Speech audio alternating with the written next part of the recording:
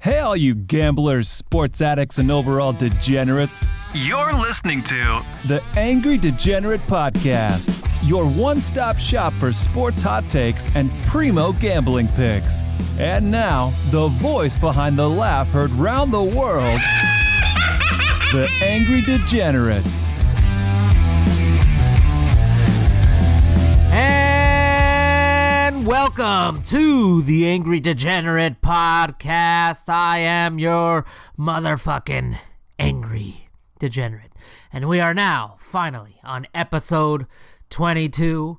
As I mentioned, I took a week off and I went to Seattle. Wonderful city of Seattle. Beautiful city of Seattle. Hoped that the 49ers would take a W in that sea of red. It seemed like I was at Levi's Stadium. It seemed like I was in San Francisco. It seemed like I was in the Bay Area with all the Niner fans around us. And they took a shit in the second half, and they took a big fat L. And like I mentioned, I wasn't going to podcast this past week because it was my birthday week, and I just was going to take time off. But I am back, and I'm back for more. And I'm here. I'm going to discuss the NFL today. Going to cover a couple of different teams. I got my dumbass of the week. I got some picks of the week. My last episode, I did not have picks of the week. But when I did bring back the picks of the week segment a few weeks back, I did fantastic. And I hope to build on that momentum yet again. This past week, I also was a guest on the On the Clock podcast, and you can find that wherever podcasts are found. You can find it on YouTube, on Now On The Clock podcast, Now On The Clock podcast. You can find it wherever podcasts are found. Also follow them on social media, on Instagram. But it was great talking for 2 hours about the college football playoff, about the Pittsburgh Steelers, about the 49ers, and about the baseball lockout.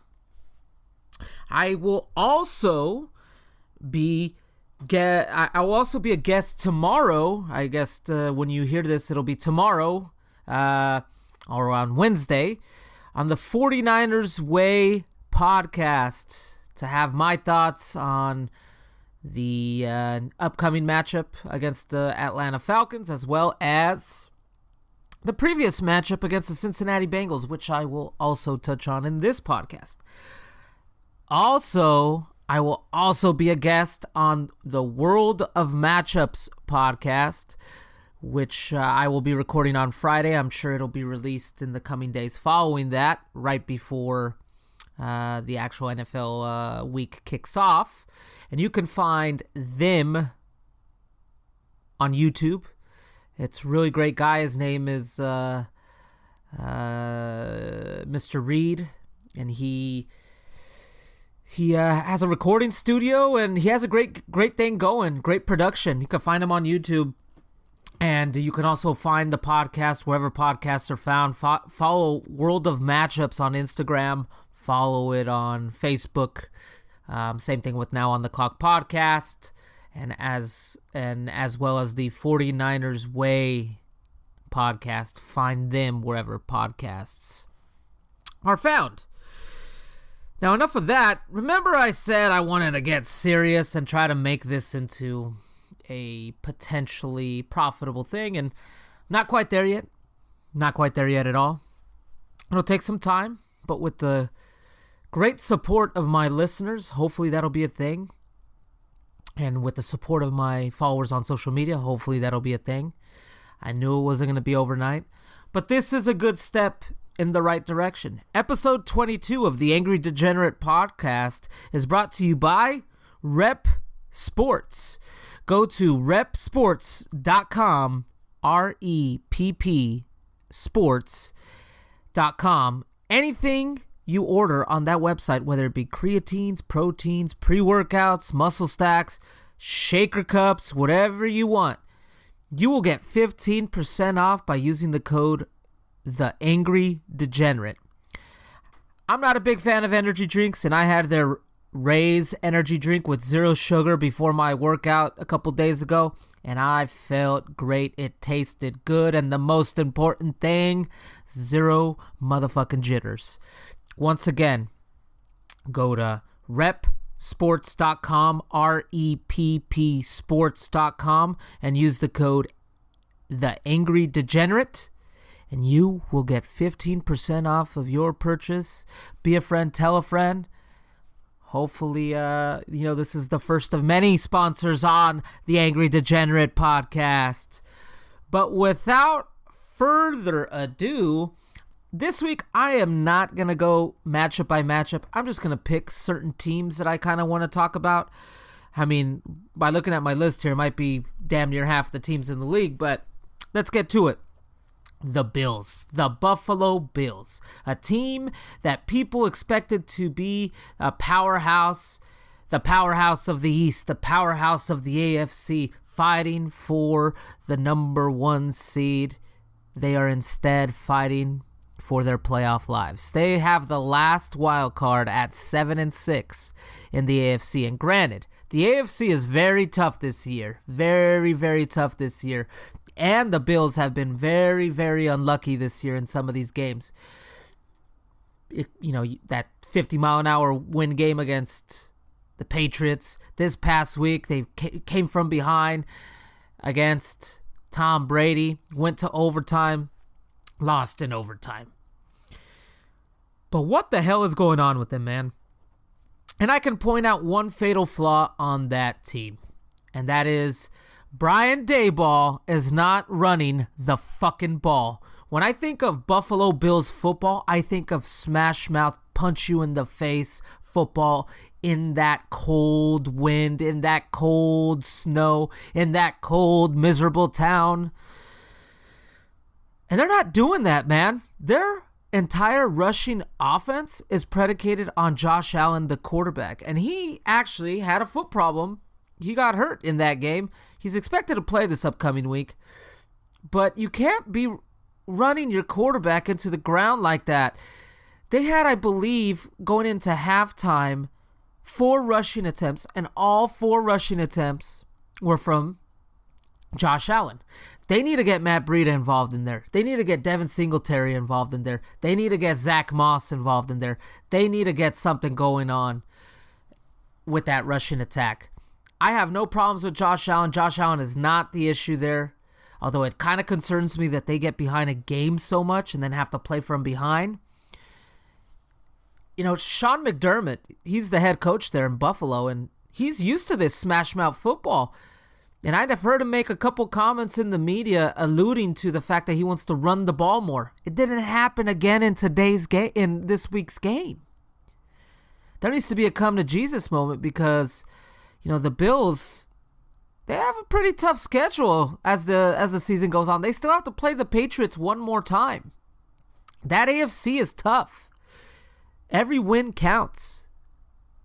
And they need to get their shit together because with all the expectations that they had, the New England Patriots came into the year, everybody was down on the New England Patriots. Everyone was down on Bill Belichick because of last year.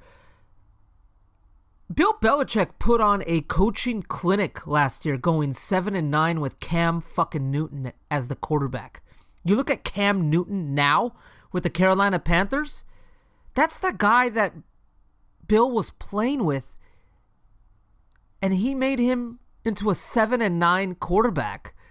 Cam Newton, since he's been back with the Panthers, has been damn near awful, if not awful.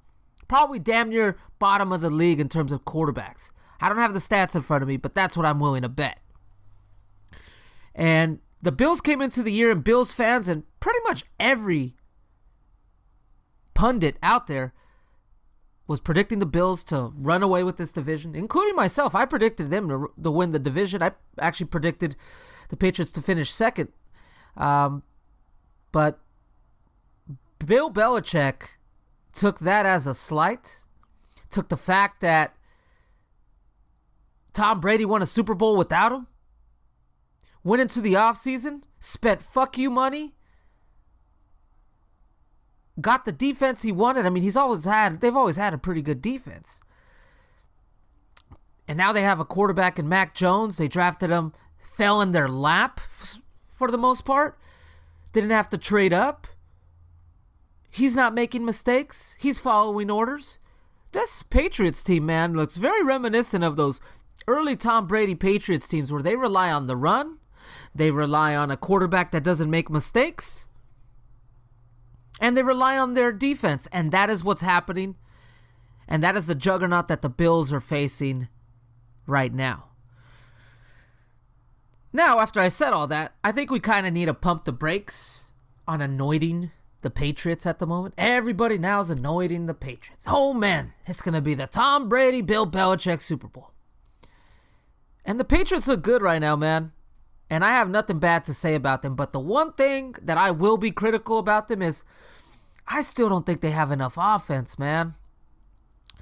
They have a quarterback that does about the minimum to get the job done, which is fine for a rookie quarterback.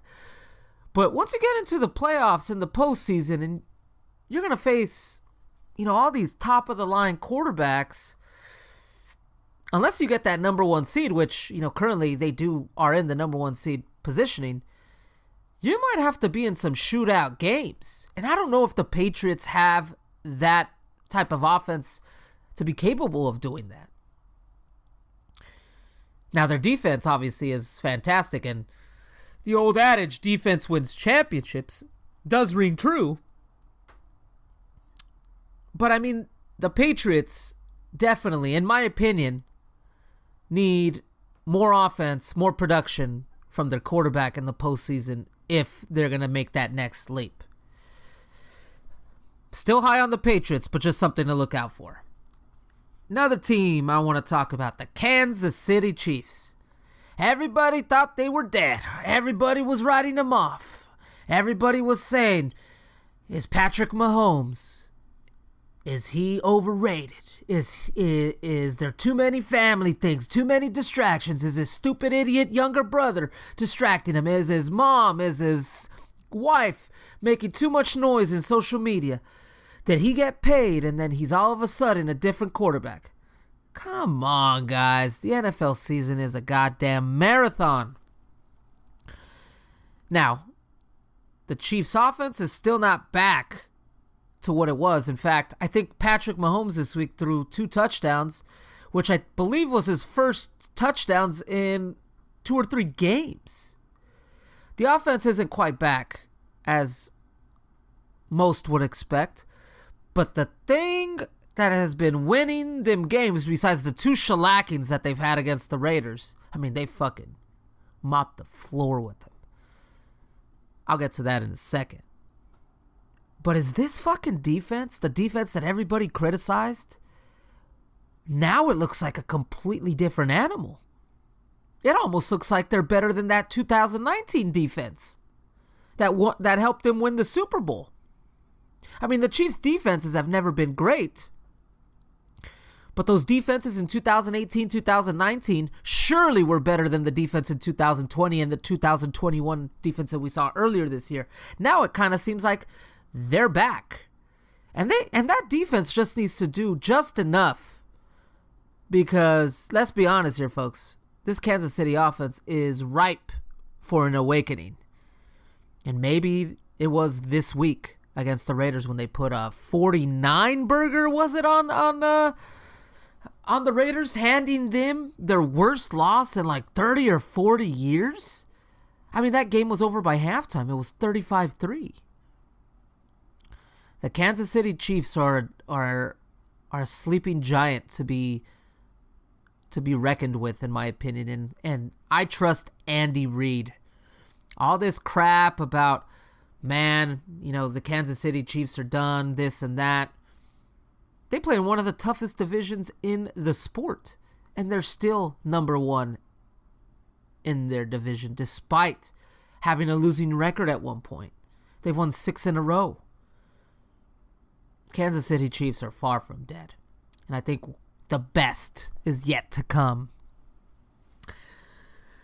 But moving on and speaking about their opponent, the Las Vegas Raiders. I've had them done and dusted, and then they come back and they win a game. I'm like, okay, they're back in playoff positioning. And then they go ahead and do this to me. They're now 6-7, which in the AFC does not bode well for them. That means they have to supplant a couple of teams, and they still have to play San Diego. They still have to play Denver. They still have to play Cleveland, which they've played this week. They got a pretty tough schedule to end the year, and I just don't think with all the things that have happened with this team this year, some of them self-inflicted, others obviously not self-inflicted. I think there's just too much bad juju with this team, and you know, a team can only handle so much. You have a head coach, a special teamers in Rick Bisaccia, who seems like he's way in over his head. Greg Olson, his second try at offensive coordinator with the Raiders, is not going well. Derek Carr has gotten worse under his tutelage. Derek Carr has regressed immensely, which has begged the question as of late. You hear this in the media. You know, next year, Derek Carr is going into a lame duck year. He's going to go into his last year under contract to be a Las Vegas Raider. What do the Raiders do? Does Mark Davis really want to give Derek Carr $150 million guaranteed? That's a lot of money to ask for a quarterback which, let's be honest, I'm a big fan of his. A lot of people are not. A lot of Raider fans are not. But the issue in Las Vegas is not Derek Carr. It's the pieces surrounding him. It's the entire organization. He seems like the only damn sane person within that organization year after year. And it seems like he's the only one keeping that boat together. Derek Carr is, you know, second in the league in passing yards. I definitely don't think he's the problem, but is he the solution? And that's the question that Mark Davis and whoever the GM is going to be, because I don't think the GM is going to be Mike Mayock. I think he's going to get canned. And I keep hearing in the media that, you know, they want to make a decision on Derek Carr before they hire a GM or a head coach. And to me, I think that's idiotic. I think you need to bring in the head coach, you need to bring in the GM, and you have them decide what they want to do with Derek Carr. Pay those people to decide. And like I said, the Raiders are in a very interesting scenario because he is in a lame duck year. There is a lot of teams out there looking for quarterbacks, and the draft class this year is not very good. So the Raiders might have some leverage. Perhaps a sign and trade with somebody. Perhaps, you know, maybe Russell Wilson. I know I heard rumors that he has 3 teams. Raiders were not on them. But maybe Cleveland, you know. Because I know for a fact Baker Mayfield is not worth that. Now, then that brings in the question, if you trade Derek to Cleveland, then does that mean you take on Baker Mayfield? And I don't know if Raiders want to take that on, because it's kind of, in my opinion, that's not a very good trade, because you're still going to have to pay Baker around the same amount that you're probably going to have to pay Derek.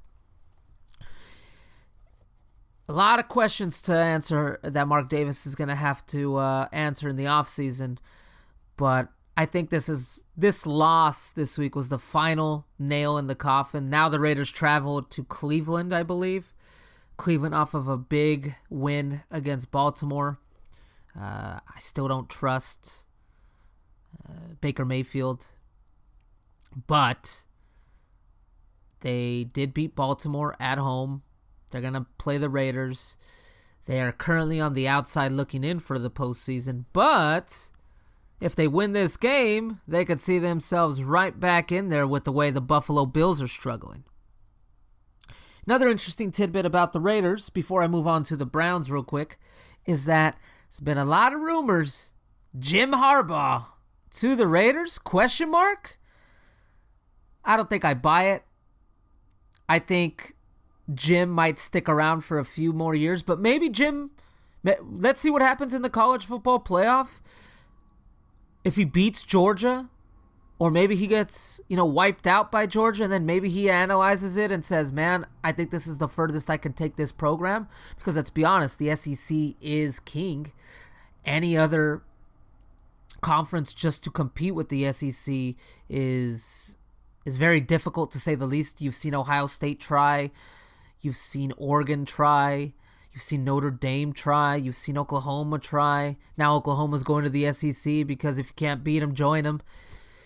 We shall see. I mean, if Jim Harbaugh wants to leave Michigan, I only see and this year might be the year, because there is 2 coaching vacancies that are going to be open. The Raiders, he has history with Oakland or with Las Vegas. He has history with the Davis family. Al Davis gave him his first coaching job as a quarterback's coach right after he retired. He's spoken glowingly about the Davis family. And he also has history with the Bears. He was a Bears quarterback.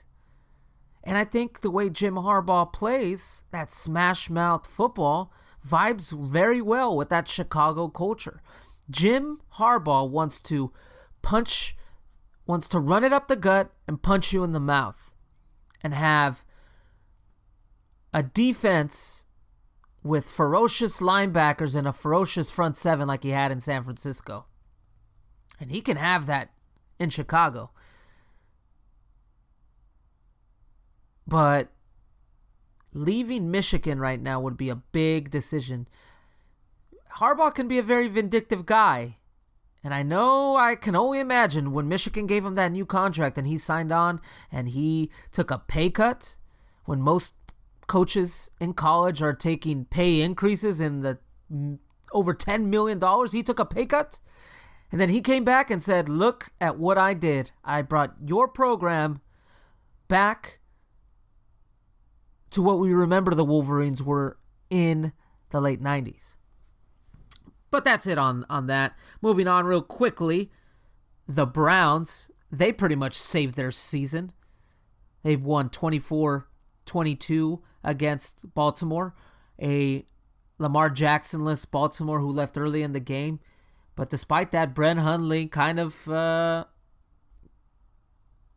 them back in the game. They actually covered. The Ravens covered. They were down by damn near, 3 scores at one point in time. But the Browns saved their season. They really needed that victory. They now play the Raiders, which I think it's still must win for both teams, especially, the Browns who want to get in a playoff position and the Raiders who kind of still want to be lingering there in playoff contention.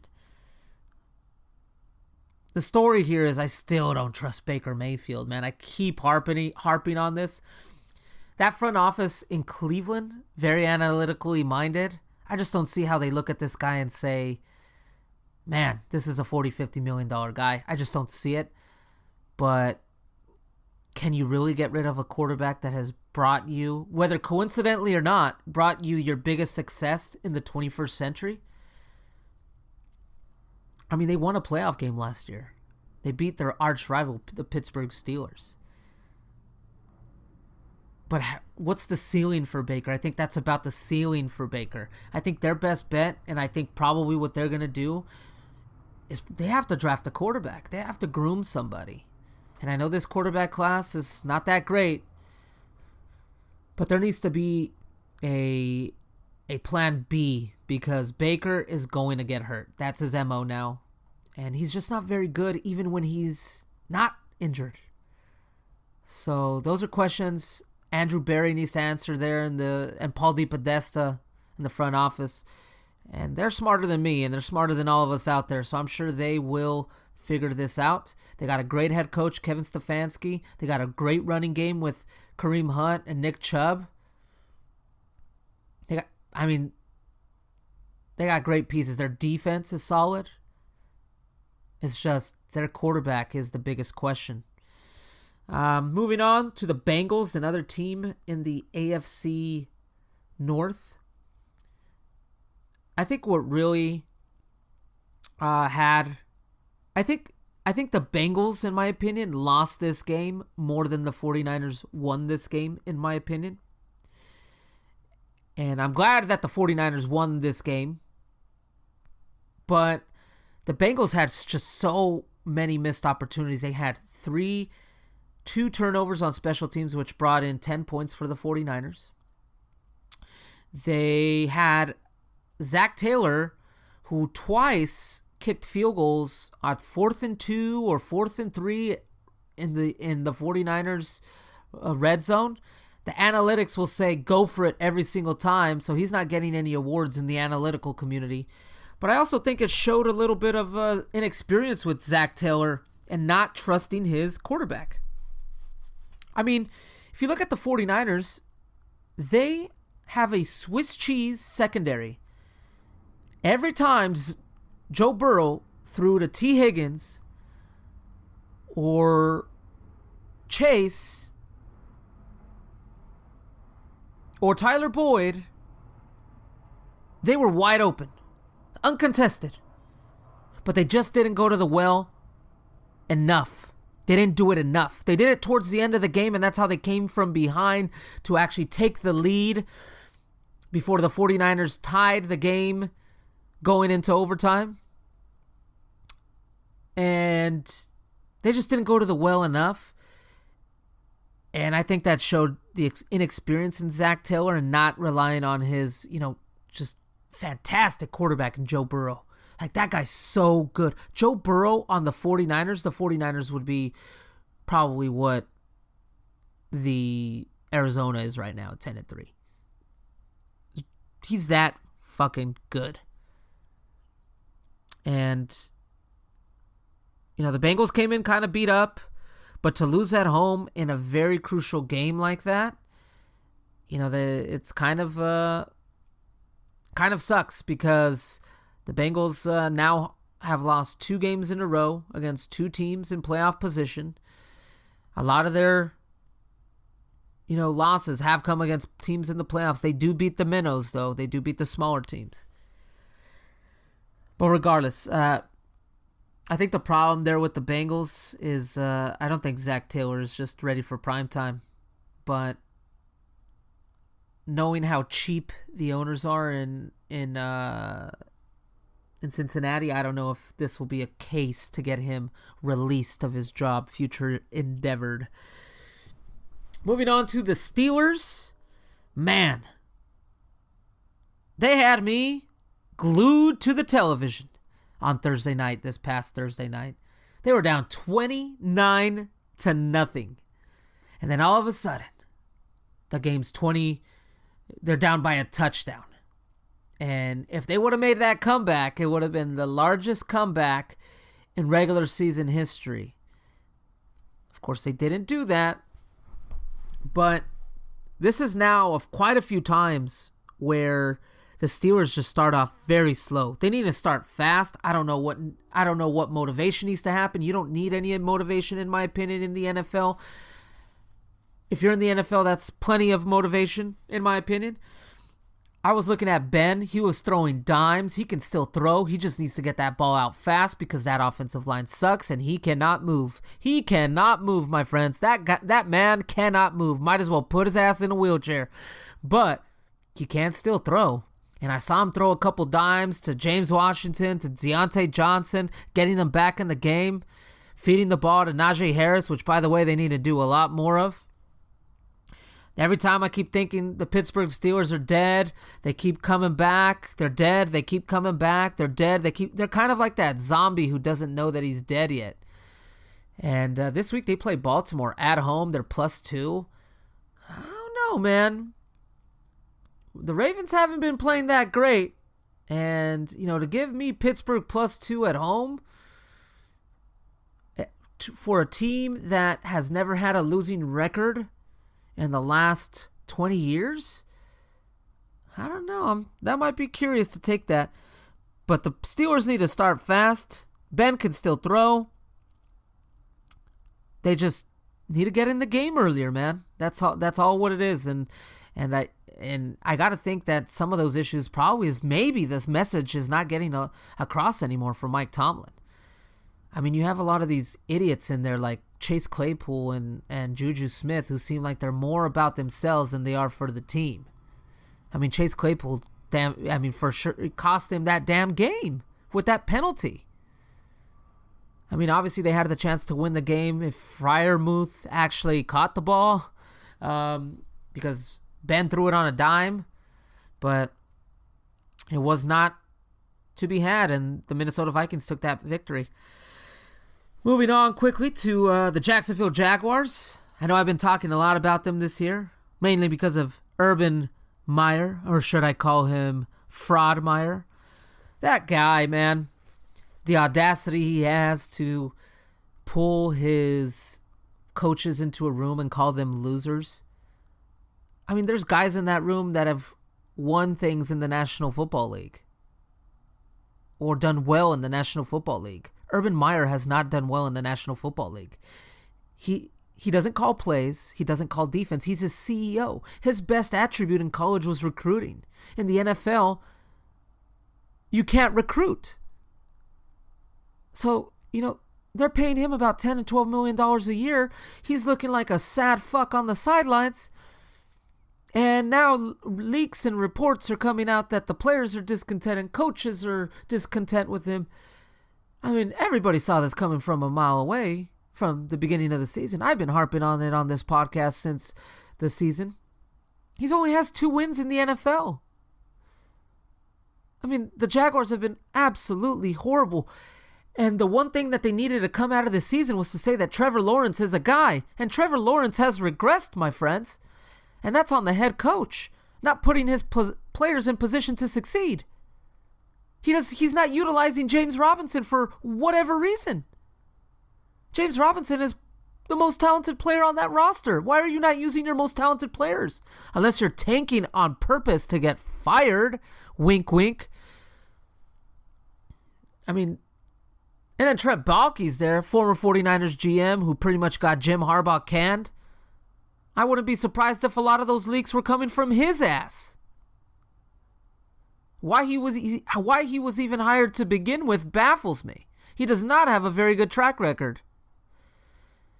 The Jaguars are just a shithole, and if they do fire Urban Meyer, they're probably going to need a reset yet again for the millionth time. And I don't know who you can bring in there to drum up some excitement, because you look at the stands out there, it's either empty or it's filled with other teams' fans. They never sell out. Jacksonville is not a hotbed for football. Moving on to the Cowboys. Real quickly, I criticized Mike McCarthy for guaranteeing a victory. They actually won. The football team came back and actually made it a game and made it 27-20. That's where the game ended. But Mike McCarthy came out, guaranteed a victory. It happened. But for some reason, man, I keep getting this vibe from the Cowboys that I just don't trust them. Something's going on there. I don't trust them. I don't trust them to win a playoff game. I don't trust Dak Prescott to be... Dak Prescott over the last couple of weeks has not been good enough to be a playoff winning quarterback. To be that quarterback that Jerry paid so much. They've kind of low-key been struggling on offense. And Micah Parsons, man, that guy is not only up for Rookie of the Year defensively, he's up for Defensive Player of the Year. That guy can play any fucking position, and he's a fucking monster. What a steal the Cowboys got with that guy. But there's a narrative out there right now that Dak is not good enough to win a playoff game, and I'm kind of vibing towards that because I just don't trust them. They don't impress me. They look like a team that can be 1-and-out in the postseason. They don't punch you in the mouth. Zeke looks like a player of yesteryear. They still got those talented wide receivers, but their offense is just not gelling at the moment. Their defense is what really won the game for them against the football team, putting them in prime field position because Taylor Heineke looked bad. Very bad. And speaking of them, they crumbled. Heineke was meh. I think the Heineke hype is going down. They need a QB there in Washington. They really do need a QB because they're pretty good on offense. They got a pretty good wide receiver in Scary Terry. They got Antonio Gibson. They have J.D. McKissick. They have Curtis Samuel, although he has been injured predominantly the entire year, and they haven't really relied on him. But he's a guy. They just need a quarterback, and Taylor Heineke is not that guy. He's too inconsistent. You cannot rely on him. From game to game, it's just like a roller coaster. And like Steve Smith said on one of these like pregame shows, backup quarterbacks at some point in time usually show their face and show you that they're a backup quarterback. And Taylor Heineke has done that multiple times. He did it this past game. He's really the reason why they lost this game against the football team. He was just inept. And I said coming into this year that if they just had a quarterback that was average to a slightly above average, they could compete for the division and can compete with the Cowboys. And I still stand by that. If they had a fucking quarterback, they could have done that. They do not have a quarterback. Ryan Fitzpatrick, I don't know if he was going to be that guy, or I don't know. He got injured game 1. We never saw what was going to happen there. They need a quarterback. You know, could that be a location for Derek Carr? Could that be a location for Russell Wilson? I mean, that franchise is in complete turmoil, but, you know, Ron Rivera is a good head coach, but they just need a quarterback in there. He doesn't have a quarterback, and if you don't have a quarterback, you can't win in this league. But surprisingly so, Washington is in playoff positioning at the moment. Now, I don't know if that'll continue to be because, you know, the Eagles are on their heels, and they still have to play the Eagles a couple times, and they still have to play the Cowboys another time, and you know that NFC East is just going to beat up on each other. But yes, the football team, I thought they were going to come out guns blazing because Mike McCarthy guaranteed victory. They crumbled. Moving on to the San Francisco 49ers. They needed that W. They got the W. However the hell they got the W, it doesn't matter. They got the W. They're now 7-6, and unless a catastrophic thing happens where they go 1-3 in their next 4 games, including losing games against the Falcons and the Texans, I just don't see how they don't make the playoffs. This win kind of solidified them to make the playoffs. In fact, the metrics say that they are right now at 80+% to make the playoffs. If they would have lost the game, they would have been under 40%. So that victory was immense for the 49ers, but there's still some questions there. I mean, Jimmy did Jimmy things. I'm going to give him his flowers and say, man, he went 6 for 6 on that overtime drive. You know, led them down the field after the Bengals kicked the field goal to go ahead. But besides that, and besides the last drive in the fourth quarter, he was pretty pedestrian all game. In fact, he almost gave the game away with his little Jimmy moments by damn near throwing a ball directly in Bates' hands. And that would have been a pick 6 to the house and game over perhaps for the 49ers season. That didn't happen.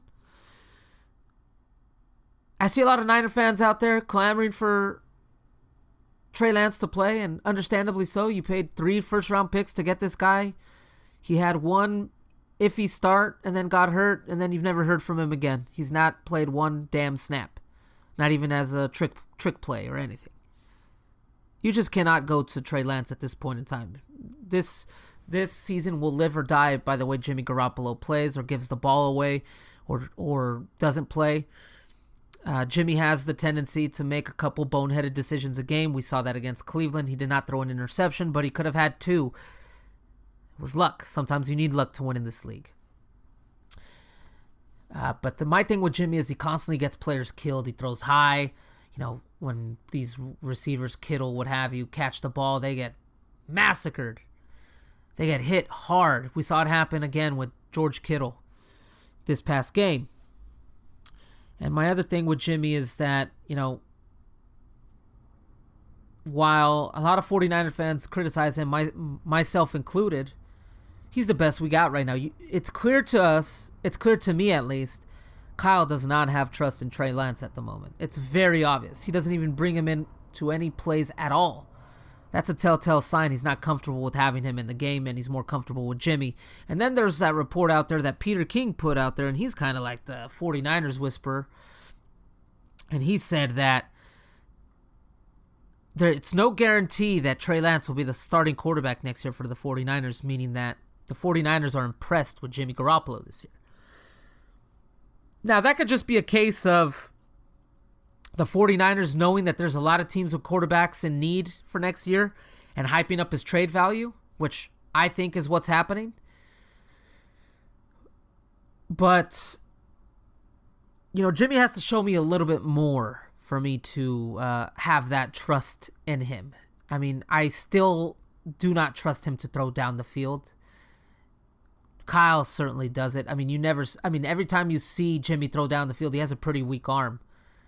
He threw one up against to Travis Benjamin against the Bengals. It was up there like 3 to 4 seconds hanging in the air, primed to be picked off. Just can't have that. He had another throw like that against either was the Eagles or either was against the Lions earlier in the year. Jimmy's bread and butter is the middle of the field and letting the wide receivers do their job. That's where the 49ers got that moniker, the Yak Boys. And needed win for the 49ers. They now play Atlanta at home, which seemingly always happens to be a tough game, whether Atlanta is good and or bad. In fact, the Super Bowl year, the 49ers lost on a last-second touchdown by Julio Jones, one of their 3 losses that year. And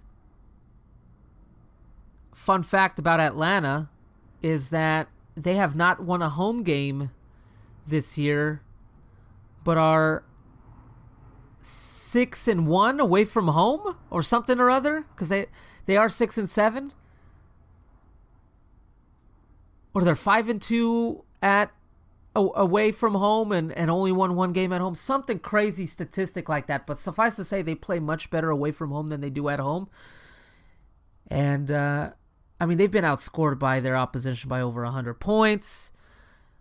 But despite that, they're still 6-7, 1 game out of a playoff spot. Less than a game out of a playoff spot because they have Washington's only ahead of them due to tiebreakers.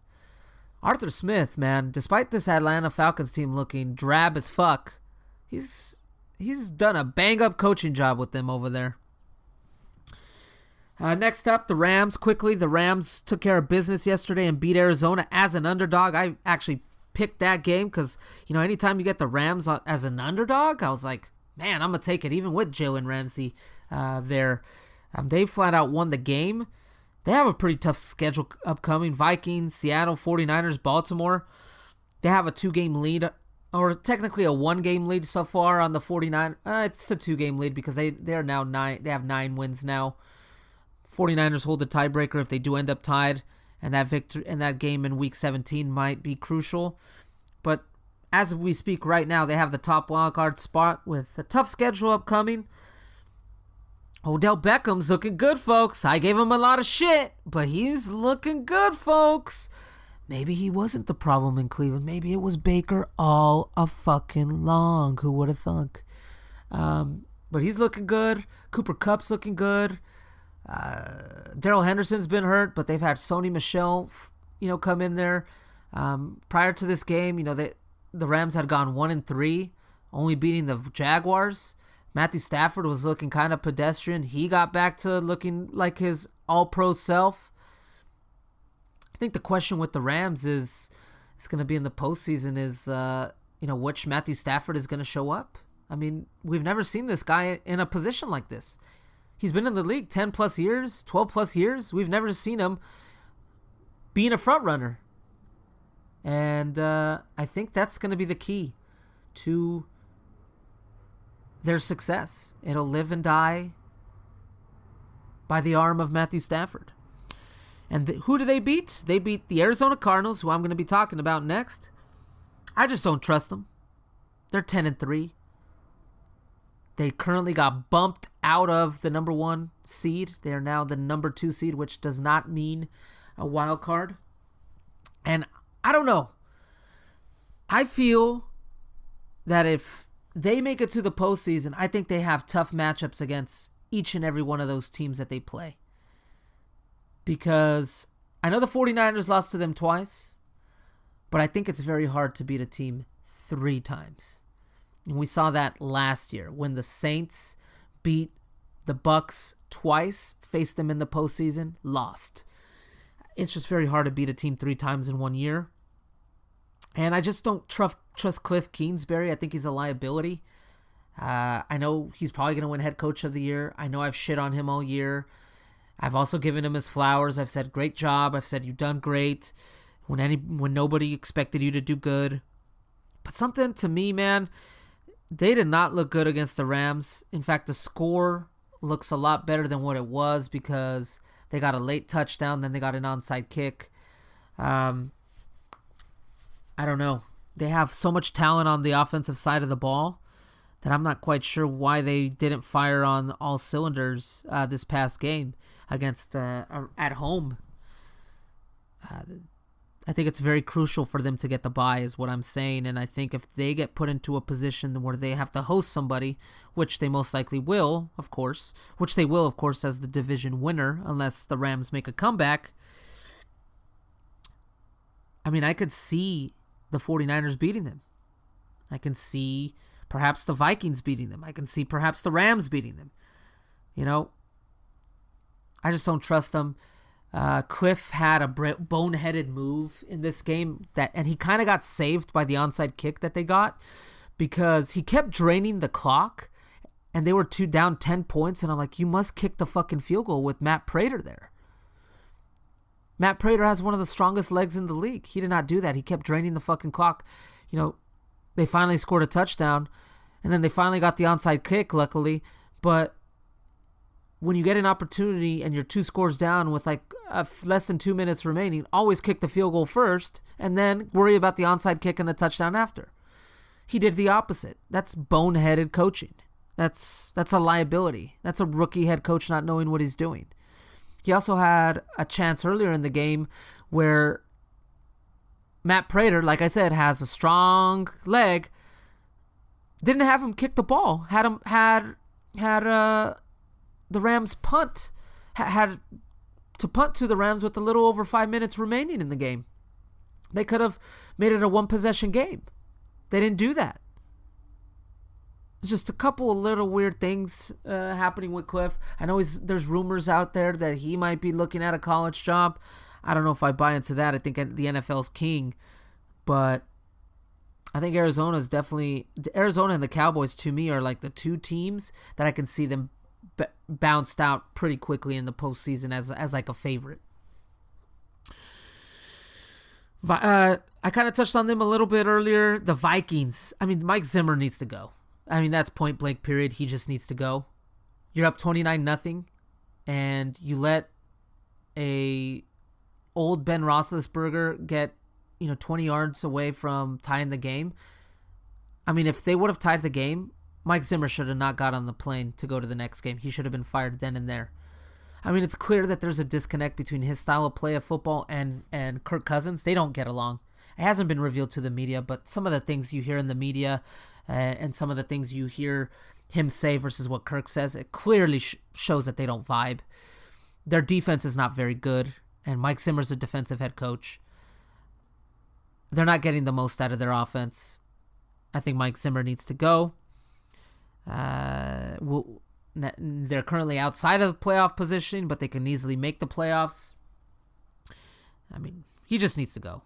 I mean, that fiasco, and then also losing against the Lions of all fucking teams, and then losing against the 49ers, a team that you're competing for a playoff position, 3 pretty big games back to back to back, and you kind of shit the bed on 2 of them, and the third one you almost shit the bed. I mean, it's and you're going down towards the last 4 games of the season.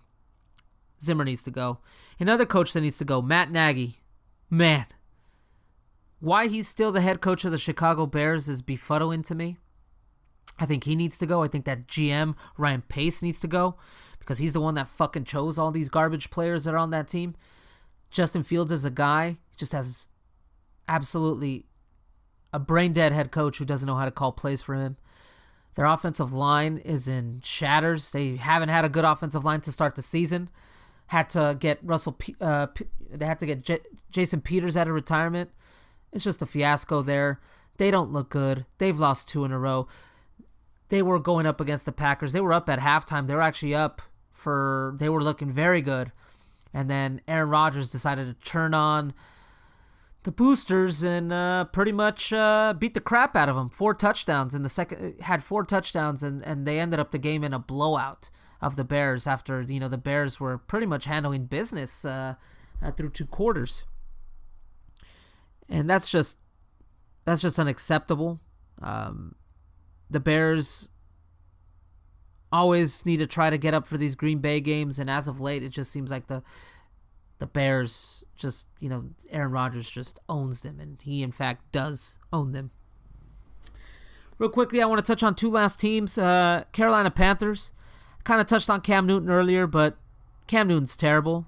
They brought him in as a PR move. They don't have anybody else. The Sam Darnold experiment sucked. P.J. Walker, their backup quarterback from the XFL who lit up the XFL, he sucks. Cam Newton, he sucks. He can't even throw 20 yards down the field. I mean, it's great to have good PR, but it's not good PR if you're not winning. They already fired their offensive coordinator, Joe Brady, who was supposed to be a god. He interviewed for some head coaching jobs, didn't get them. But, it's clear that Matt Rule, the head coach, came from Baylor, just quite doesn't seem... He seems a little bit in over his head, but it looks like he is staying, as the reports out there. I'm going to give him another chance. I mean, they're paying him a shit ton of money. I think at the end of the day, I got to blame this a little bit on ownership, to be honest with you, because they had an opportunity to draft a quarterback in the draft and they chose not to. David Tepper has the pocketbooks to, and he is the type of guy that will make these demands, and he has not done that yet. In fact, he got rid of Cam and then he brought back Cam. It really just shows that organization really doesn't have quite a fucking plan in place. It seems like, and then on top of that, you just can't trust Christian McCaffrey to be healthy. Guys hurt every damn year. You can't rely on players that are constantly injured, and that's a big problem there. But the biggest problem is they don't have a quarterback, and they still don't have a quarterback. And Matt Rule was supposed to help fix that along with Joe Brady. That went to shit. And I kind of already touched upon them, but I'm going to touch upon them again. The Atlanta Falcons, they're the most unimpressive team in the league that is in the current playoff race. They are 6-7, and if you look at all the metrics, if you look at all the analytics, it tells you they should not be in these games, but somehow they are winning these games. That's a testament to Arthur Smith, because this football team is not very talented. From running back to wide receiver without Calvin Ridley, to defense, they have one of the least amount of sacks in the league, to a quarterback in Matt Ryan that is way past the hill and is super immobile. He's getting the most out of these players, and they are 6-7. They're getting outscored by 100 points, and they're 6-7. They faced the 49ers this week, and they must win or they're pretty much done. But irregardless of that, you got to give your flowers to Arthur Smith. He's talent deficient roster, and he's making the most of it, and he's keeping these boys competitive, and that's all you can do when you're in this limbo phase of rebuilding and kind of, still having Matt Ryan. But, the great thing about... I'm going to end on this for this segment, and I'm going to go to my dumbass of the week. The great thing about this NFL season is that literally every game means something. Almost every team is in it besides the Jacksonville Jaguars, the Houston Texans, the New York Jets, and the Detroit Lions. So those are the 4 teams that are not in it. Everyone else still has a chance, and that's what the NFL wanted by getting that 7th playoff position. Because at the end of the day, folks, it's all about the money, y'all. On to the dumbass of the week. The first step to recovery is admitting you're a dumbass. The Angry Degenerates Dumbass of the Week. Shocker to no one is that Urban Meyer is my dumbass of the week. I mean, this guy is worse than Bobby Petrino. Remember Bobby Petrino? He came from the University of Louisville right after the Michael Vick scenario, got instilled as the head coach at the Atlanta Falcons, and he got fired like midway through the season, left a note for each of the players and just bounced out in the night, or he quit or got fired, can't quite remember. Bobby Petrino is one of those famed cases of when college football head coaches do not work in the NFL. Lou Holtz is another one. Nick Saban is another one. But this guy's worse than Bobby Petrino. Even though Petrino won 1 game, Urban Meyer's only won 2 games. And, there's been several snafus along the way from, initially signing this like racist guy from the University of Iowa to be their strength and conditioning head coach. He had a bunch of social media posts that were, clearly Proud Boys type stuff. Like, how are you not recruiting or seeing that this is happening? How are you hiring these people without vetting them? Then he goes and does that whole Tim Tebow PR tour, which obviously everybody knew it wasn't going to work out. Then he got fined in OTAs because the Jaguars didn't know the fucking rules. They were working out during OTAs and running plays and doing all this stuff when they shouldn't have been doing it. And then you have all this stuff in preseason where apparently there's reports coming out that even he hates losing preseason games, that this and that. And then now all this stuff is coming. Oh, yes, how can I freaking forget when they should have fired him then and there, when on Thursday Night Football he was in, I believe it was Cincinnati, close to home in Ohio, and he left his team go back on the bus, back on the plane, fly to Jacksonville while he stayed behind, and he was getting fucked up at his bar and hitting on some floozy. And I don't care, right? I don't give a fuck whatever type of marriage arrangement he has, whether he has a good marriage or a bad marriage. I'm just saying the optics there are horrible. As a head coach, do you ever hear of any head coach in this league leave, go to a party, go to a bar, get fucked up, and get recorded? You don't see Bill doing that. You don't see any head coach doing that, because you know why? They're professionals, and this man, Urban Meyer, thinks he's an untouchable with an ego the size of Mount Everest. I mean, he has the audacity to tell his coaches that he hired, that he vetted, that they are losers. He called them losers. And we're talking about guys on that staff that are, Darrell Bevell. Darrell Bevell won a Super Bowl as an offensive coordinator under Pete Carroll. He went to another Super Bowl under Pete Carroll. You're talking about Brian Schottenheimer.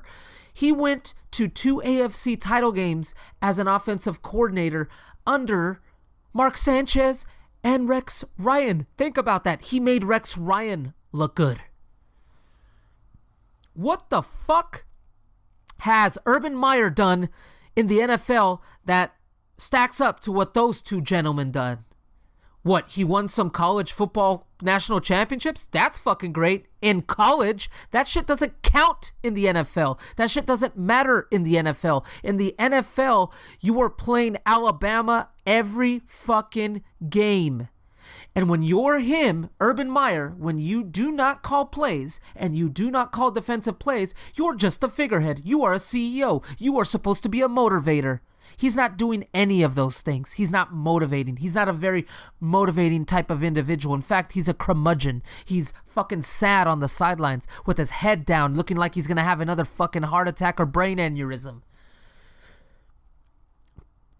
And now you see all these leaks coming out. He's getting into fights with his players. He's alienating his coaches. You have the owner commenting multiple times this season that, they're going to evaluate at the end of the season, or they're not going to make any rash decisions. It's time to make a rash decision. That man needs to be fired. He needs to be canned. He needs to have his ego lowered. But here's the thing. I think maybe that's what he's trying to do, because he knows if he gets fired, all that money is his. And he's probably eyeing some of these college football jobs out there. In fact, a lot of them have already been taken, so maybe he'll have to take a year off. But suffice to say, the Jacksonville Jaguars are back at square one because they hired the wrong guy. There's some head coaches in college that translate very well to the NFL. Think Pete Carroll, think Jim Harbaugh. But then you have some, like an Urban Meyer, that do not, because their ego is way too fucking big. Check your fucking ego at the door, Urban Meyer. You haven't won shit in the NFL, and from the looks of it, you ain't gonna win shit. And that is my dumbass of the week. And now, the Angry Degenerates Picks of the Week.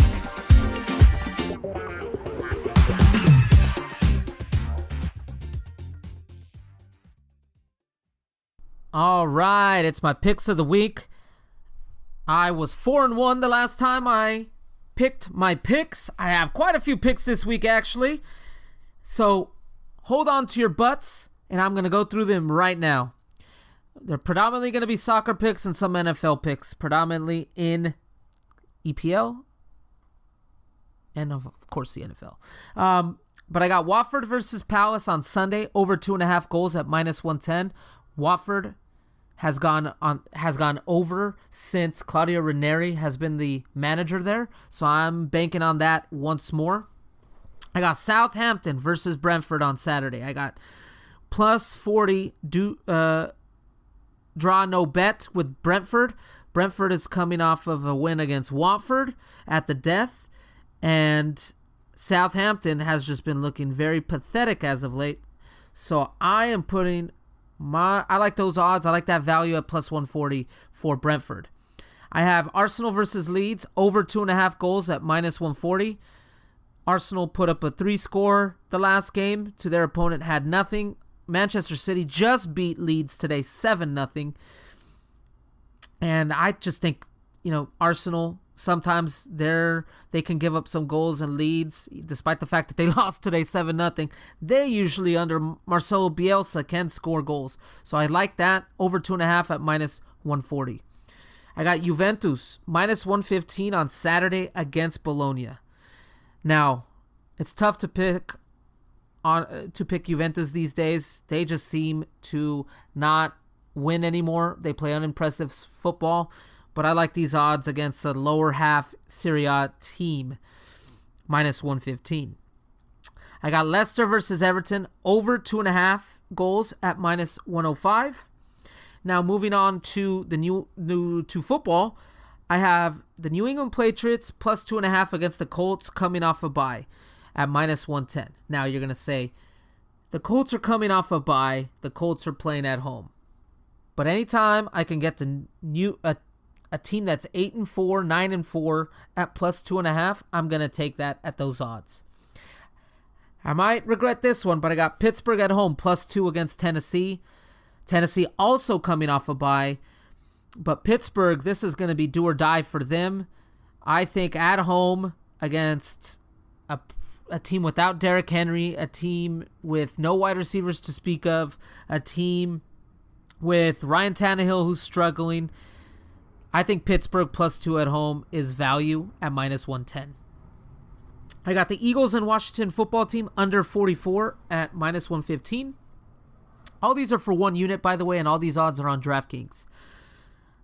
I got my under 44 at -115 for the football team and the Eagles. My reasoning for that is that the football team does not reek of an offensive firepower to me, especially with Tyler Heineke.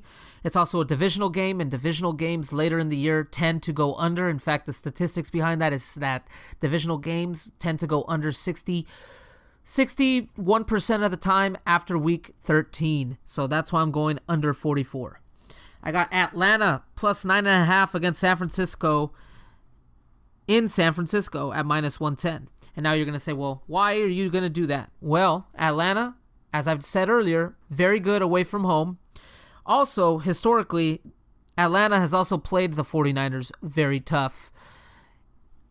And I think the 49ers coming off a big victory, emotional victory, 2 last emotional games against Seattle and now Cincinnati, those take a toll on a team. I do think the 49ers will still win, but I think Atlanta will cover the 9.5. And then I have Tampa Bay and New Orleans under 46.5. Same thing as before, divisional matchups.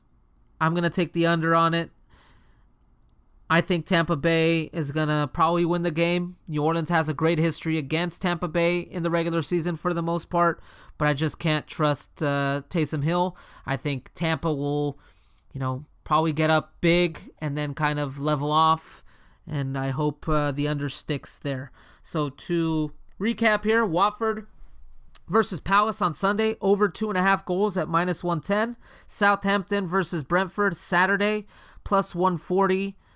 Draw no bet. Arsenal versus Leeds, over 2.5 at -140. Juventus, -115 on Saturday against Bologna.